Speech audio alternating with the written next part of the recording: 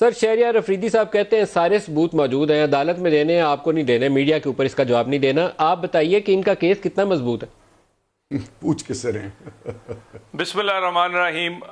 میں بات شروع کرنے سے پہلے میرا بھائی ہے شہریار افریدی، اور میں اسے یہی گزارش کروں گا ایز اے بھائی کہ قسمیں اٹھا کر ہمیں اپنی آپ نے مجھے قسمیں اور جھوٹا بنا دیا تو بھائی کا تو رشتہ ہی ختم کر دیا آپ نے. معاملات میں قسم وہاں اٹھاتے ہیں جہاں ذاتی طور پہ آپ معاملات کو جانتے ہوں، قسم کہاں کھائی ہے میں نے؟ مجھے بتائیں قسم کہاں کھائی ہے میں نے؟ جانتے ہوں.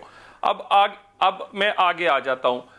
میں نے ان کی ابھی افریدی صاحب کی بات نہیں سنی، میں تھوڑا لیٹ ہو گیا، میں معذرت چاہتا ہوں ملک صاحب آپ سے. میں 3-4 سوال ان کی پریس کانفرنس کے حوالے سے کر دیتا ہوں، وہ اس کا جواب آپ ان سے لے لیں.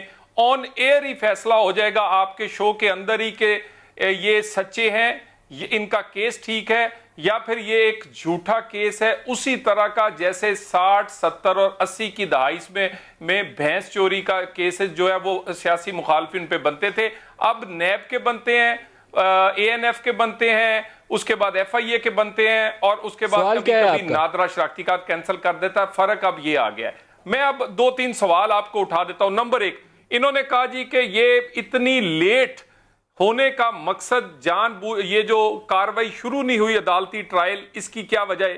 نمبر 1 وجہ، سب سے پہلے جب جج صاحب کام کر رہے تھے انہوں نے واٹس اپ میسج پر انہیں کام سے روکا.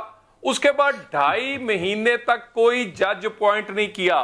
وہ رانا ثناء اللہ خان نے جیل سے اپوائنٹ جج نہیں کرنا تھا، وہ حکومت پاکستان نے اور ان کے نیچے انہی کی کیبنٹ میں اور انہی کی حکومت میں جو وزیر قانون ہے انہوں نے اپوائنٹ کرنا تھا. نمبر 1. اس کے بعد ہر کیس میں تقریباً 1 یا 2 پروسیکیوٹر ہوتے ہیں.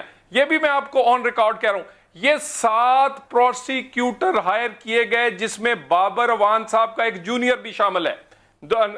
2 چیزیں. تیسری چیز، انہوں نے کہا میں نے فوٹیج دی ہے، یعنی فوٹیج اور جو ویڈیو ہے وہ ایک ٹیکنیکل سا فرق ہے. یعنی ہم دونوں انسان ہیں، میرا نام طلال ہے، ان کا نام شہریار ہے، ہم دونوں انسان ہیں، صرف ہم نے ایک نام کا فرق ہے فوٹیج اور ویڈیو میں.